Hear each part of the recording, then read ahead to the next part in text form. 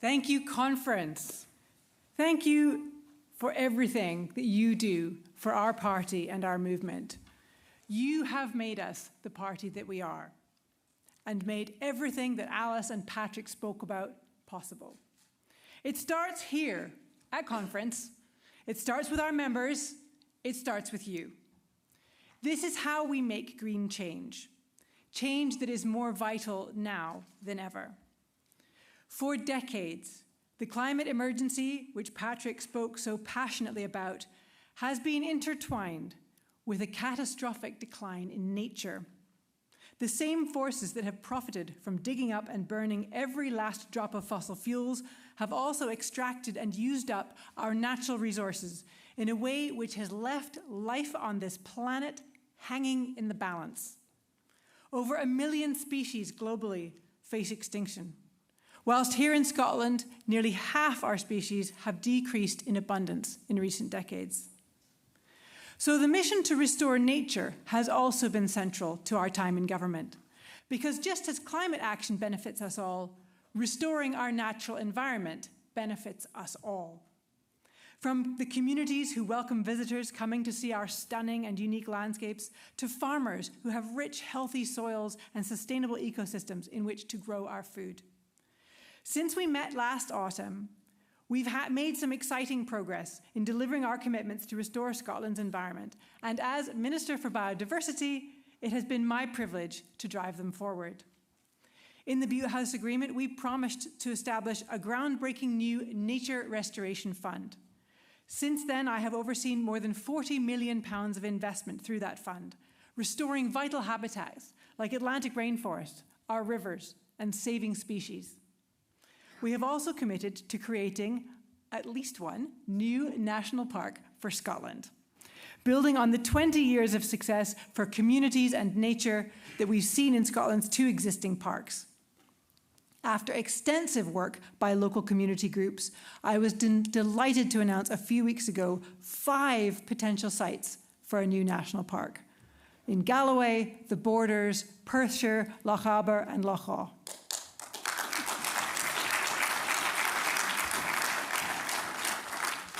There is overwhelming public support for national parks because here in Scotland, national parks are about creating special places where nature, communities, and visitors can come together, coexist, and thrive together.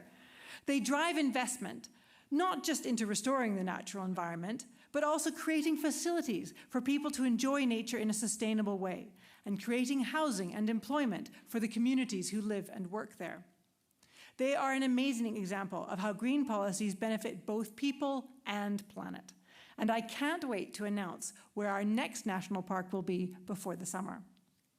This is, of course, only one part of our work in this area. Only last month, we passed a historic piece of legislation, which is the result of decades of campaigning by environmental activists, Scottish Greens members, MSPs, including some of you in this room here today.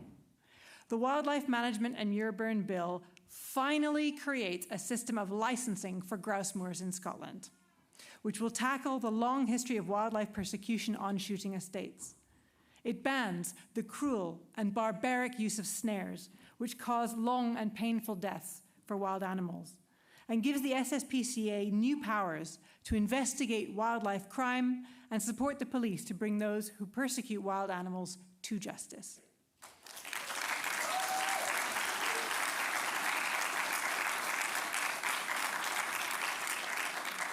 My colleague, Mark Ruskell, has been campaigning for these powers since 2016. And this year, with Greens in government, we were able to deliver them.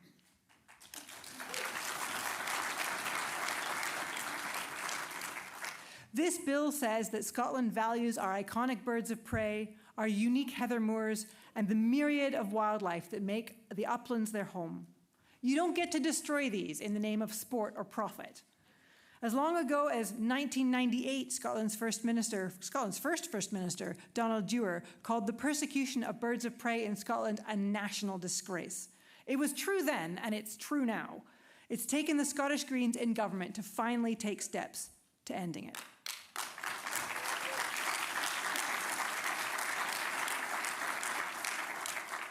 Another area where we've been able to translate community campaigning into legislative action has been on disposable vapes. We've all seen the blight these vapes and their packaging cause to our landscape, with more than 2.6 million disposable vapes being littered in Scotland every year. With many of them directly marketed at children and young people, the untold health impacts vaping could cause the next generation are terrifying. The campaign to ban single-use vapes united environmental and health campaigners and was driven by my colleague Gillian Mackay in the Scottish Parliament.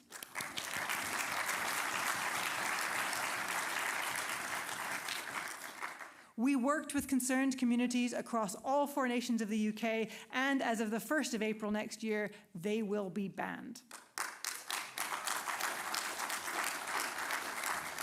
This is how we work with campaigns on the ground and turn them into action. This is Scottish Greens in government, delivering for people and planet. People and planet. The two have to go together. You cannot have environmental justice without social justice. We will always stand up for human rights and stand with vulnerable communities. That's why we have pushed for support for communities on the brutal front line of Westminster cuts. That's why we've been working to deliver a watertight ban on so-called conversion practices, driven tirelessly by our own Rainbow Greens and my MSP colleague, Maggie Chapman.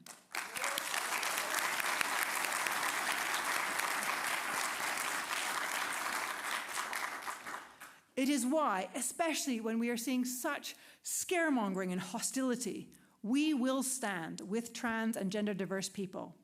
Everyone has a right to safety, dignity, and respect. Whether it is people spouting bile on social media or the tech billionaires profiting from it, there is no room for bigotry. Trans rights are human rights.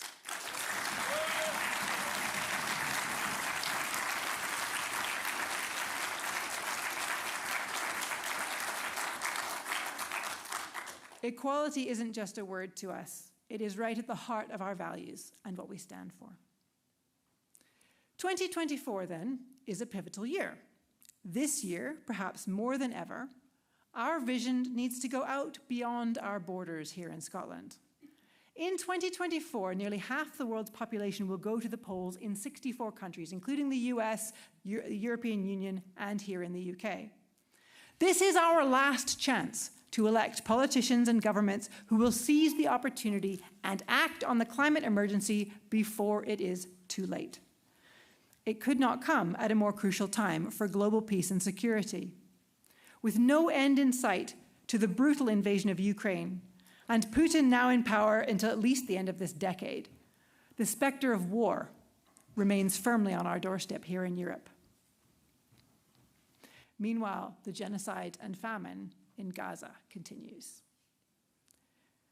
Some of the worst war crimes of the 21st century are being inflicted on a vulnerable civilian population in a brutal act of collective punishment.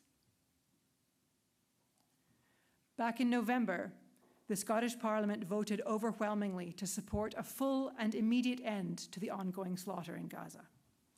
And less than 2 weeks ago, the UN Security Council finally got on board and declared that the global community demands a ceasefire too. It has been shameful to see the politicking that has taken place at Westminster, descending into chaos and procedural infighting in an attempt to avoid even debating a ceasefire. When we see genocide happening, we try to stop it. The UK government tries to arm those perpetrating it. In the last 10 years, the UK has licensed at least £500 million worth of arms sales to Israel, weapons which have been used to inflict untold misery on an entire population. How many more people will have to die before they can bring themselves to say enough is enough? Last month, the United Nations expert panel called for a halt to arms sales. This week, 600 lawyers and judges, including some of the world's most eminent lawyers, joined them. Even some Tory MPs are saying it's time. It should not have taken the killing of UK citizens for this to happen.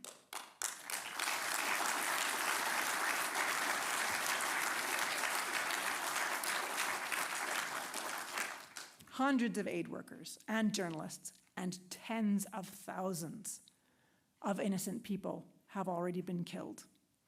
Hospitals, schools, and homes and lives have been destroyed.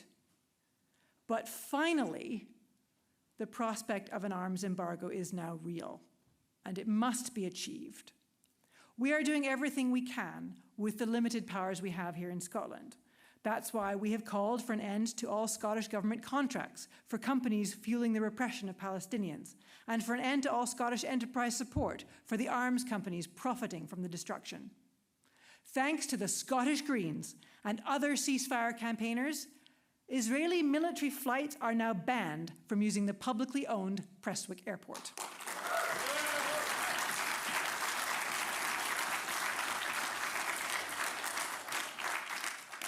But one airport is not enough. The Scottish Greens are calling for all Israeli military flights to be banned from all UK airspace and an immediate halt to all UK arms sales to Israel.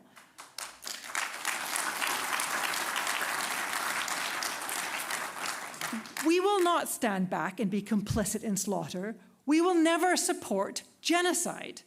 We will always stand up for human rights and with the people of Gaza.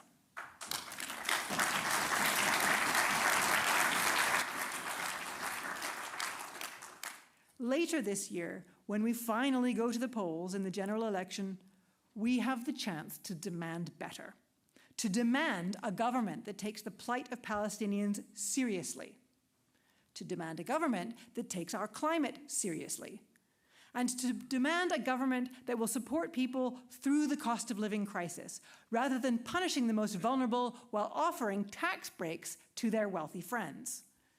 We are at a crossroads.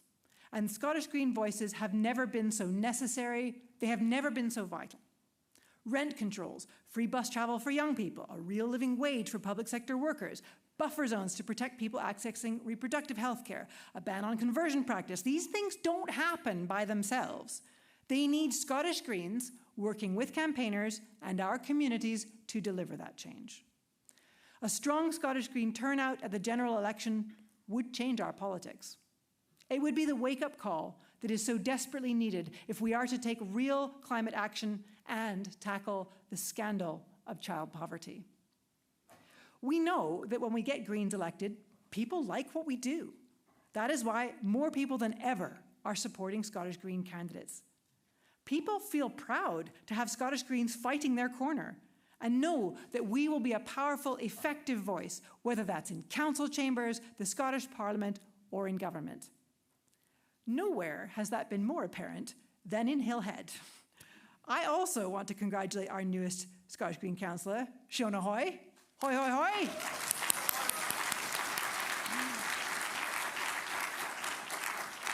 Shona was a fantastic candidate and will be a huge asset to the Glasgow Greens group. But I also want to take a moment to pay tribute to the great team that offered that amazing result. And it starts with the legend that is our other councillor for Glasgow Hillhead, Martha Wardrop.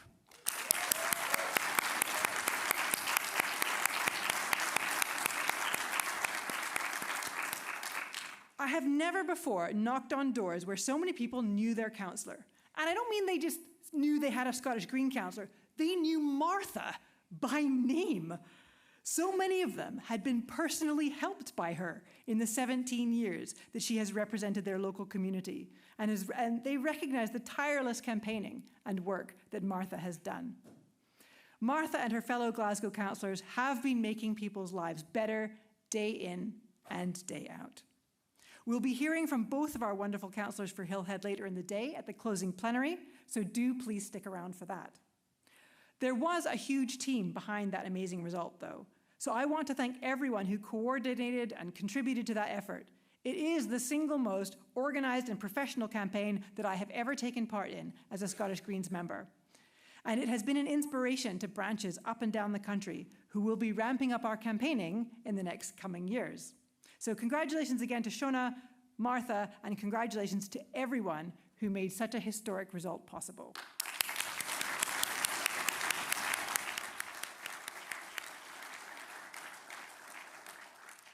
We've talked a lot this morning about the good stuff that we're doing for people and planet. But if Hillhead teaches us anything, it is that in this political environment, it's not enough to just do good things. We need to get out there, knocking on doors, and tell people how we're making their lives better. And that starts this year, with this year's general election. It is only with Scottish Greens in the room and on the ballot paper that the voice of the climate movement will be heard in this crucial election. It is only the Scottish Greens who will be championing an economy that works for people and planet, which puts power in the hands of workers and a fair wage in everyone's pocket. It is only the Scottish Greens who will fight to ensure that Scotland is granted the powers of an independent country, not just for the sake of independence alone, but so that we can build a better country based on fairness, equality, and climate justice.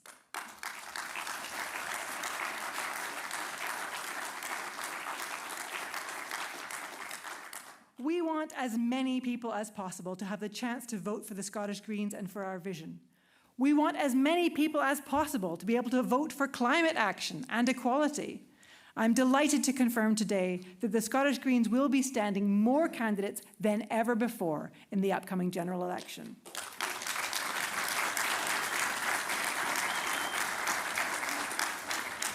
And here's why. This UK Tory government is not fit for purpose. It has broken its promises to the people. It has failed in every single duty. It has cost jobs, it has cost lives, and it is time for them to go. Labour have already reversed their position on climate action. The Scottish Greens, we belong in every election, at every level of government, from councils to Holyrood and beyond. So to everyone in this room, I urge you to take inspiration from conference today, go back to your communities and your branches, and get involved in the election campaign. Because people and planet need us. They need us now more than ever, and we are ready to step up. Thank you.